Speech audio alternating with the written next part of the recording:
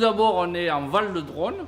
Donc le lien avec les milieux aquatiques, pour moi, c'est primordial. La Drône, c'est la colonne vertébrale pour notre territoire.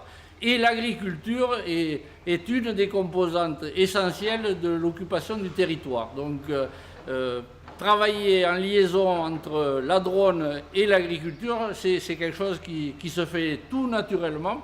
De tout temps, il y a eu d'abord de l'élevage, puis après des céréales et de la grande culture. Et on a toujours puisé notre richesse de l'eau qui était véhiculée par la Drône.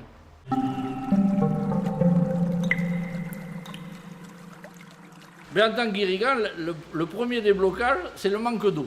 Je serais tenté de dire qu'il y a peu de choses qui peuvent bloquer.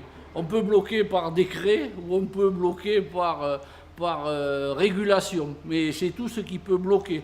Parce qu'aujourd'hui, les agriculteurs, enfin je pense que les agriculteurs ont pris conscience qu'on vit dans un milieu précaire ou qui a besoin où on a besoin d'y faire attention.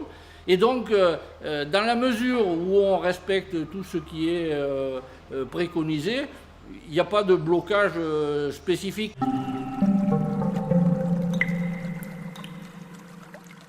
Pour qu'elle perdure, si vous voulez, on essaie de faire tout ce qui est légalement autorisé, on suit les réglementations.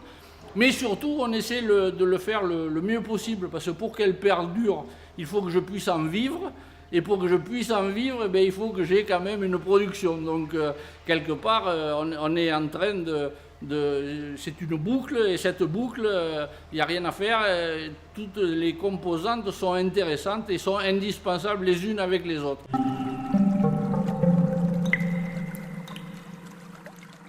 J'ai une exploitation de 100 hectares. Purement céréalière. Vu par moi, je pense que tel que ça c'est pas possible, ça n'est pas viable. Un jeune ne va pas pouvoir reprendre et ne faire que ça. Donc il faudra sans doute y adjoindre quelque chose.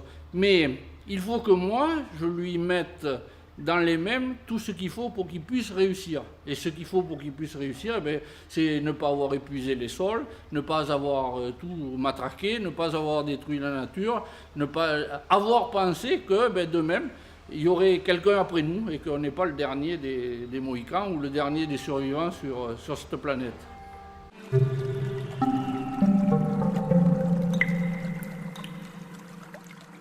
Le classement n'empêchera pas, ne modifiera pas, la nature va continuer à évoluer, les productions vont continuer à évoluer aussi, en fonction des besoins des uns ou des autres, mais je crois que c'est quelque chose qui est porteur, parce qu'on a besoin de se diversifier, et l'aspect touristique n'est pas négligeable, même si sur notre secteur on est sans doute moins touché, ou moins partie prenante que le secteur sarladais ou de la vallée de la Vézère, mais il y a quand même des choses qui sont très intéressantes et des aspects par chez nous, on appelle ça les sports de pleine nature.